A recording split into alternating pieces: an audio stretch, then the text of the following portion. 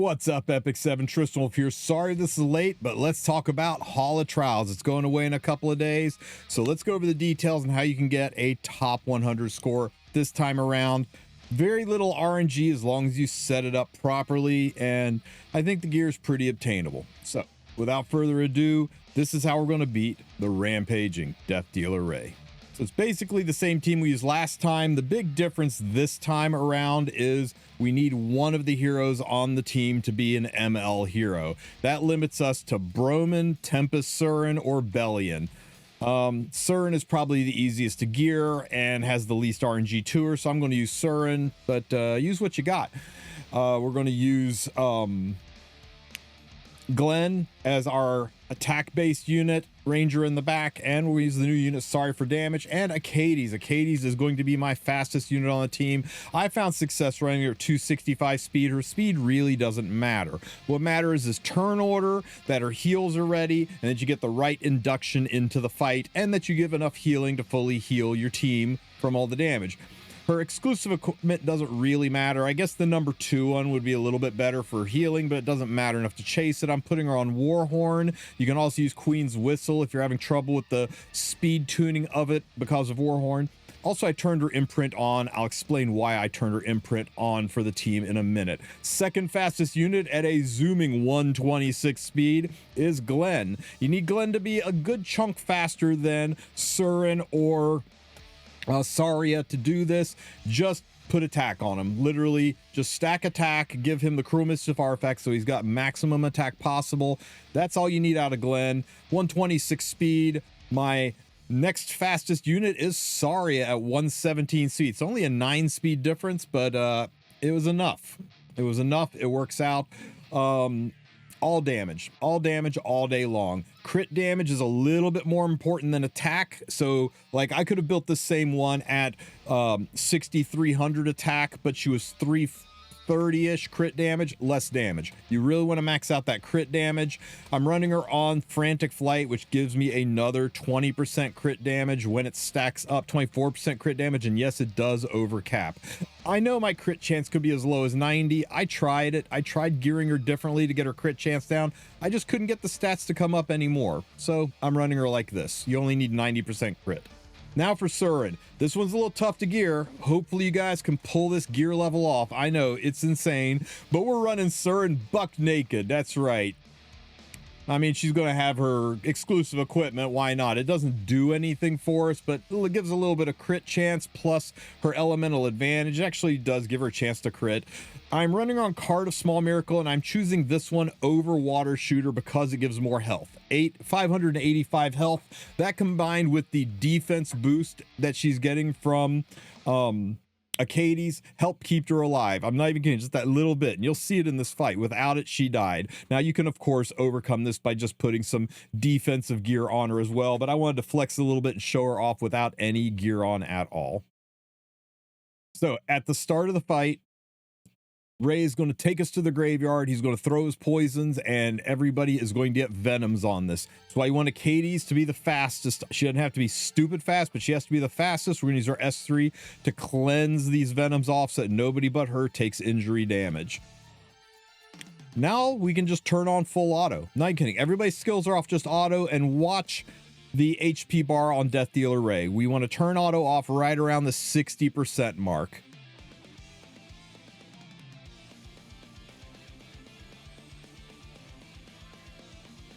Now, you're seeing a lot of pop damage happen, right? Not these. These do actual damage, but that pop damage right there, and when Ray hits, that pop damage right there, that pop damage is always a percentage of whatever health you have left. So unless you're at 1 HP, I think even if you're at 1 HP, it can never conceivably kill you because it's just lowering you by a percentage each time, so you never will die from it. Okay, we're at 55%, so we turn it off. Ray does his poisons. The poisons activated Surin, pushing her in front of Glenn, and that's important. You notice that our Surin is a little bit ahead of Glenn, and that's the way we want it. Remember, Glenn is faster than Surin, so he'll close the gap a little bit. So her passive of CR pushing when she takes damage is a double-edged sword. We need it in places, and we don't want it in others. But we're good to move forward. So I'll just S3 here. We'll heal up, cleanse everybody up. Surin is going to go next. She can S3. It is a guaranteed silence. There's no resistance in this, so you guarantee get the silence. It pops both of them, and you notice the splash damage they did was not enough to activate Surin. She did not activate her passive, so she did not CR push. If she CR pushed here, you didn't have enough healing on your Acades. You got to make sure that she doesn't proc her passive here and push. So we're going to S3 with our Glenn. Now we're going to take a peek at the CR bar. My Glenn is 8 speed faster, so he will close the gap a little bit, but he's not going to overcome a 9% difference. At an 8 speed differential, we're talking, what was it, 126 versus 117 speed? I guess it's a 9 speed differential. We're only going to clear about maybe 6, 7, 8% of the CR bar in the movement, so we're going to have to use his S1 skill. His S1 has a passive. You won't see it in the skill. It's buried in his skill tree. Gives him a 15% CR push. So we can't use the S2 even though it's higher damage, or Surin will cut, and we need Glenn to cut Surin. So in this situation, we're going to use the S1. We'll push ahead of Surin. So because we use the S1, we get that 15% push. You'll notice Glenn is now ahead of Surin, so we don't have to worry about Surin cutting Glenn anymore. Okay, Saria, we go straight into the S3. She summons her bird, she takes the bird, and she throws it right in Ray's face, because that's a thing that does damage in this game. Not bad, 4 million damage. Acades only does S2s and S3s to herself. Don't waste any hits with Acades. We'll do some S3s again, tops off all the healing. And our Glenn's ready to go again. Okay, so Glenn can use his S3 again. That will push Saria to the front line. She goes next. Once again, we want to S1 here. No reason to S2 yet. He can't get it more than twice in a round unless you S2 the first round. Saria S1s, fills up her focus bar, activates the bird again. Ray takes the bird to the face. We're at 12 million points. This is the one attack Surin should have. If your Surin attacks twice in the break phase, it's because she CR pushed when she wasn't meant to. Tuning is important in this, and controlling Tempest Surin's ability to CR push from her passive when you want her to is critical, and that's why we can't get away with putting her on Warhorn either. Ray does his last S3. We don't need to CR push now. It's the last hit, so we'll drop our S2. It does do more damage. Saria comes in, drops the S3, summons the bird, and throws the bird into Ray's face, and we exit the stage with 18.256 million. Ray throws his poisons. Now we got a small problem, right? Surin's going first. We don't have the ability to full cleanse, so I'm putting a shield on Surin so that she doesn't take venom damage. Then she can S1. Why don't I want her to take damage? Is because if we had S1 here, that pop damage would have activated her passive, and that hit would have CR pushed her, and it would have totally messed up her speed tuning. So we had to rescue her with the S2 so that she didn't CR push and change the speed rotation. Now we're going to S3 here and heal up. Take a hit from these guys, pop, and that activates her passive, and that's fine. She's allowed to have her passive activated once in the in-between here. So when this one pops, you're going to know Surin gets a big CR push. She only get it once. She passive only activates once. Let me see, where are we? 70%, 60%, 65, 60, and we can turn auto off. This is fine, right? Because see how far Surin is? Remember that Glenn is faster than Surin. So I need her passive to activate and for her to CR push to cut in front of Glenn. So we're just going to S2 ourselves. Actually, screw it. We'll just S1 here. Now watch what happens when Ray hits Glenn, or when Ray does this. Pop. Do you see how Surin pushed all the way down? The pop damage counted as a hit, and now Surin is ahead of Glenn. And hopefully Glenn doesn't cut. He shouldn't. He's not that much faster. You want Glenn faster, but not a lot faster. We'll S3. We'll heal up. That's going to turn off her passive. And now she can S3, and this puts us into the break phase. Perfect timing, because now Glenn is ready to go. We take a hit and another hit, and it's perfect with Glenn being the first unit to go.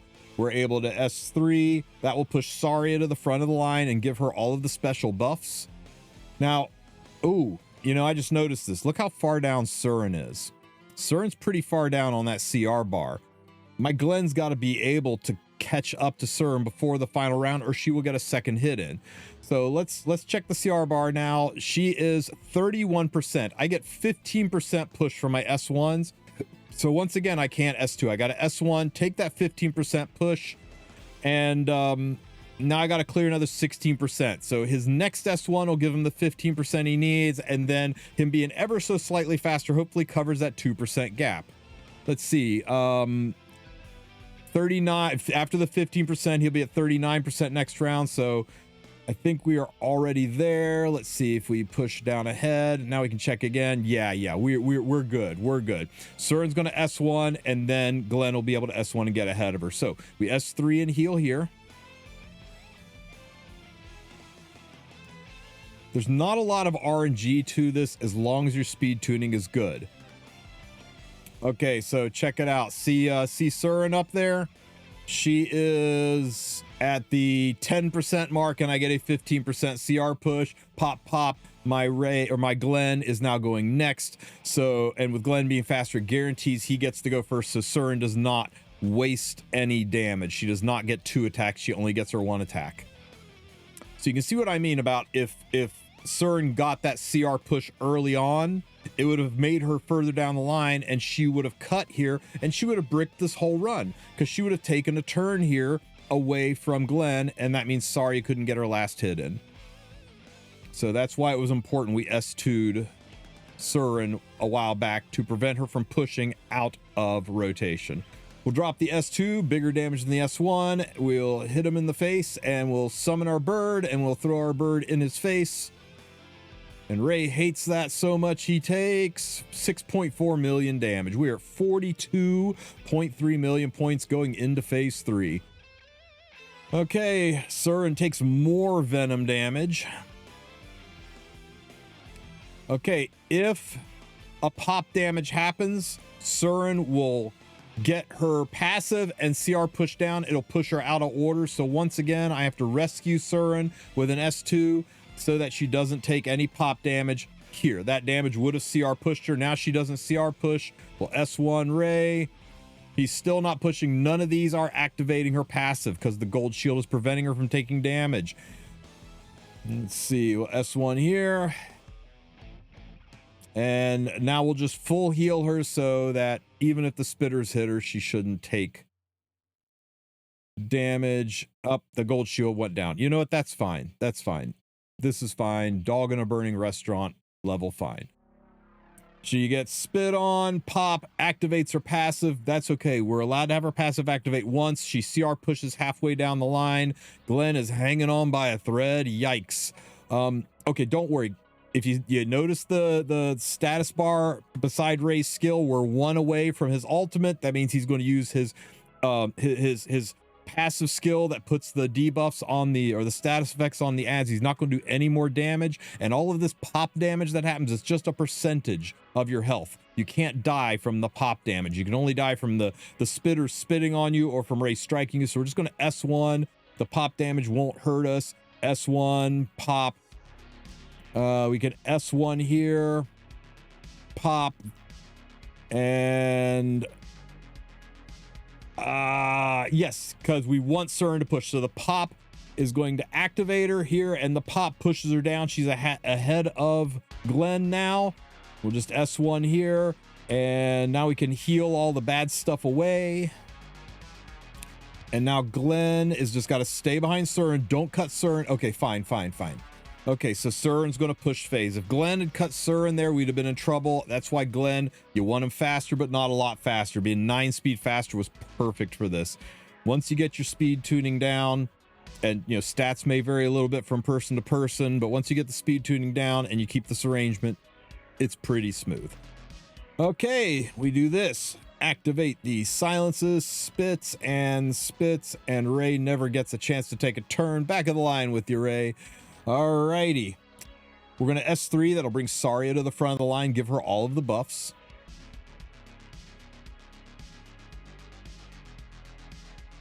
Paragon of gun safety there. Now look at this, look at this, look at this. She is at 1%. We can cover 1%. We're 9 speed faster. We can cover 1%. So we don't need to S1 here. We can actually lead with the S2 in this situation. Now, if she was 6 or 7%, I would have S1 to be safe. But I went ahead and S2'd. It's more damage because I'm pretty sure we'll be able to pass her with only a 1% difference and a 9 speed differential. I think we can clear about 6 speed on the movement there. Okay, so we're 1% behind Surin. We just got to get in front of her. We'll just S2 ourselves. And good job, Glenn. Good job. Glenn passed our Surin, so we're back in good shape. We can S3, bring Saria back to the front of the line. Can only S1.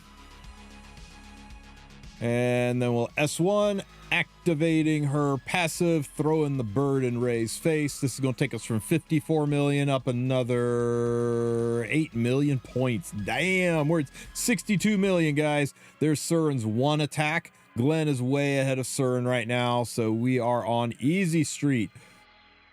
Nobody can stop Glenn from taking that last turn. We are done, ladies and gentlemen. As long as my computer doesn't crash. Maybe I shouldn't have said that. Okay, Paragon of gun safety, flipping that pistol in the air, using his bazooka. And now Saria gets her last attack in, S1, activating her passive one final time, throwing the bird for a final score of 72.359 million. Now, my gear wasn't perfect for this. It was pretty good, but it wasn't perfect. I don't have a triple S Saria. I don't even have an A imprint Saria. You can push your score up a lot higher with more imprints. If you use Broman, you're facing down the barrel of a 75% chance to proc silence, and also the chance that his S1 procs twice in the break phase, but he does give an attack imprint to the back row, which could be even more damage, and Broman doesn't have Surin's passive problem, so you can skid him on Warhorn and go even higher with your damage. But man, after seeing the silence only stick to one unit, I said, nope, we're not doing Broman. We're going to cheese it with the naked Surin. And there you guys go. Ebby and OP Start have insane gear, so I'm not surprised to see their score being that much higher than mine. For those of you thinking Illusial cheated, that he's got a level 30 Axe God there, look, that's what it looks like when you put a unit on Grace of Growth.